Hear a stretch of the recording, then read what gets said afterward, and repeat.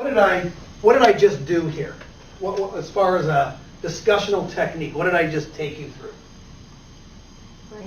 A brainstorm, right? You know, we've heard that. We use that term all the time. It gets used a lot. Brainstorming, list building, whatever you want to call it. But when you look at this 3-step problem-solving model, which again, it begins over on page number 15, and there's some of the stuff is there more for your reference than anything else. One of the tried and true approaches that when you've got a team of people, whether it be a team of 5 or a team of 15, whatever it is, when you're trying to get input either into a problem definition, into a solution, into a cause of a problem, into whatever you need input in, brainstorming or list building is still one of the best ways to effectively, efficiently collect information from the entire team and to get everyone involved in doing so. But unfortunately, a lot of people have, you know, they talk about, yeah, well, I brainstorm all the time with my group, but a lot of times people don't realize there's actually a fairly finite set of skills that go along with this, that look fairly easy to the naked eye, so to speak, but to do this well, there's a little bit more to it than meets the eye. Now, it took me about, I don't know, in total 5 or 6 minutes to be able to pull 12 items from you in that period of time, but there was a number of things that I did very subtly to sort of get you there. And so what I want to do is sort of rewind the tape, metaphorically speaking, and walk you through what I just did, and then give you an opportunity in small groups to practice some of this. And to guide you through that, if you look at page number 16, this will sort of do this. Now, I've left a few blanks for you to sort of fill in some of the key phrases, more as just as a memory aid. But again, each one of these specific skills or tips or whatever you want to call them, in and themselves are not that big a deal, but when you put it all together, that's the difference between making a good facilitated session versus a not so good facilitated brainstorming session. So number one, I had to be very specific, and I had to ask you a very specific question, right? You'll see in the practice sessions how important that is. If I ask you a vague question, which is what happens in a lot of situations, what will I get in response? A vague answer, right? You'll get, and I'm sure you've been through this, you'll get 17 pages of flip chart stuff, and you look at it after and go, I can't do anything with this, it's too vague. So you have to give some thought to your question. When I said to you, what could I do or say that would turn you off of wanting to participate in a problem-solving session? I said it twice in a couple different ways.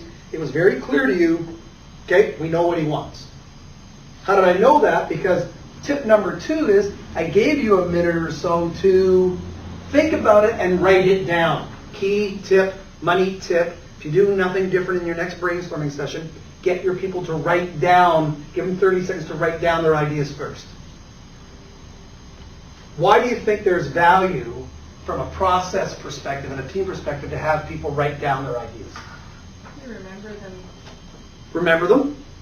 Because when you're called upon, you can, instead of trying to pull it out of your head and talk to some people, you can just look Right. down. And it's a good way to bring in people that don't like to participate as much because they feel more confident because it's in front of them. It's a great way to involve non-participators in a non-threatening way. What else? What do you think about the quality of answers you'll probably get? Get a better call. Should be better because people have thought about it, right?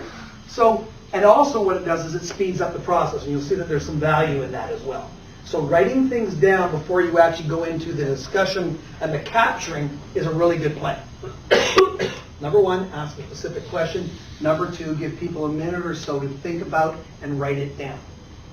Number 3. Now I did set a ground rule, and I didn't call it a ground rule, but you may have picked up on it. What did I say? I put a constraint on the brainstorming. Conversation. Yeah, I said, guys, let's not get into any big discussion or conversation. Let's get them down, then we'll talk about it afterwards. That's kind of important because what happens is when you don't do that, even when you do, sometimes it happens. When you don't do that, what tends to happen? Yeah, someone says a point, I write it down, so in your mind, it's a valid point because I wrote it down, but you don't like the point, so you feel the need to do what? Argue it. And then the person who made the point, the author of that point, feels the need to defend it. Exactly. So you sort of see how it becomes, and all of a sudden you're into this open conversation that's going nowhere, and then you get an hour through the meeting and say, well, we got 2 points down and a lot of upset people. Wow. Thanks for coming out. Right? And that's not exaggerating, as some of you I'm sure know. Number 4, we want to create a sense of,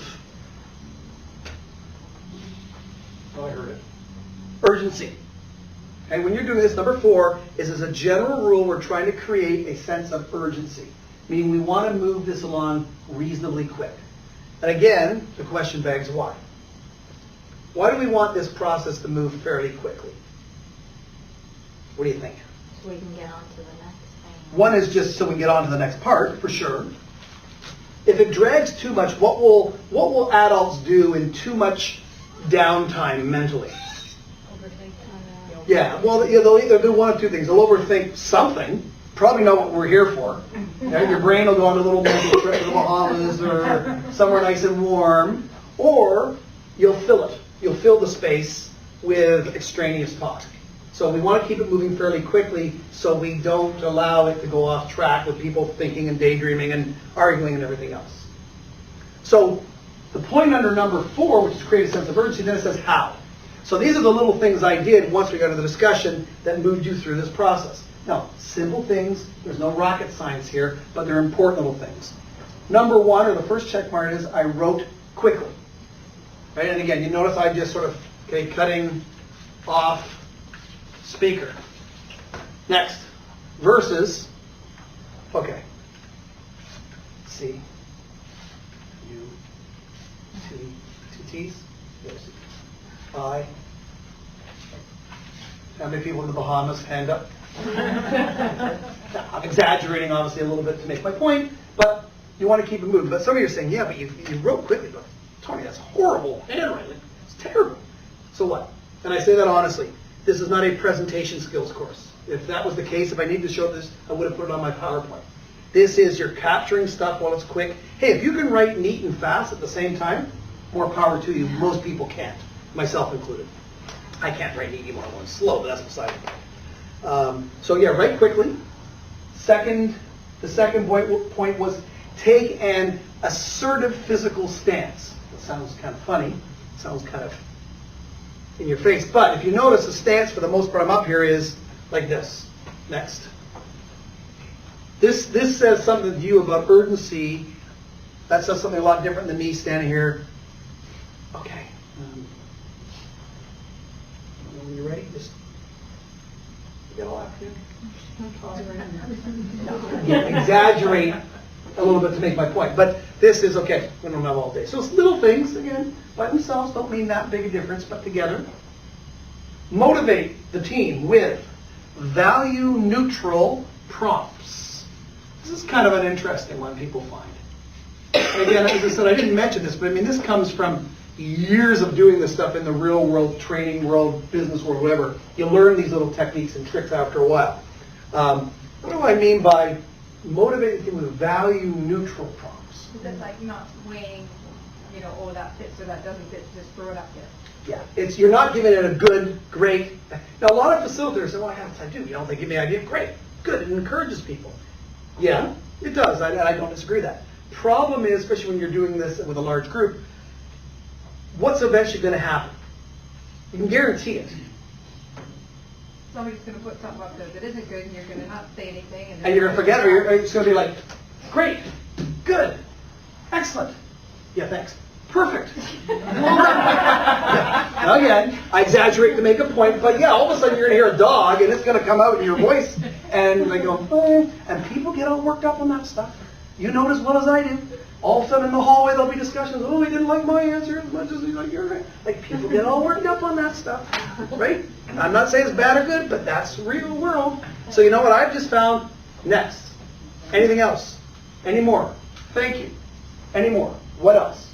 Now, we're not going to kick you out of team facilitation school if you throw a good in, slides in. Let's be real here. I'm just saying as a general rule, keep it value neutral. It'll cause you less grief. People get all worked up about stuff like that. Use, the last check mark, use symbols and short forms wherever possible. Mental block there. Symbols and short forms. I mean, I use, the line for negative, and I short formed whatever it is. I mean, it's minor stuff, but it still helps you create the urgency. Number 6, and this is a fairly important one. Anyone who's done any brainstorming, I'm sure knows this one. ensure that every response or answer or whatever is written down. As soon as you start to not write people's down, they think what? So you don't want to. That that's not the good one, and that obviously I'm doing that David Copperfield illusion of input thing, and I'm not finding what I want, and all that stuff we talked about earlier. People will read that into it. Whether it's true or not, that's what people will read into it. Number 6, close down side conversations, which I didn't have to do in our little scenario. Close down side conversations firmly but politely by referring back to the question or the ground rule. Right? Remember the ground rule is no discussion? So if all of a sudden, Michael and Debbie got into a side conversation about this stuff, I could say, guys, hang on for a second. We're going to get a chance to discuss this. Let's just get the list down first. Remember we talked about that earlier. Next. So it's polite, to the point, so you can refer back either to the question or to the ground rule. And last point, close down the brainstorming session when? Well, the obvious one is, like we had here, And you run out of ideas. get no more ideas, or when you start to get repeats or repetitive, you'll start to hear the same thing but said slightly differently. So you have to keep an ear open for that. Now again, I'm not saying, this is exactly how to do every single brainstorming session, but there's a little bit more to it than meets the eye. And again, a good brainstorming or list building session is a great way to get people engaged quickly in a team meeting, get their input, and get it done in a non-threatening environment, if it's carried out correctly.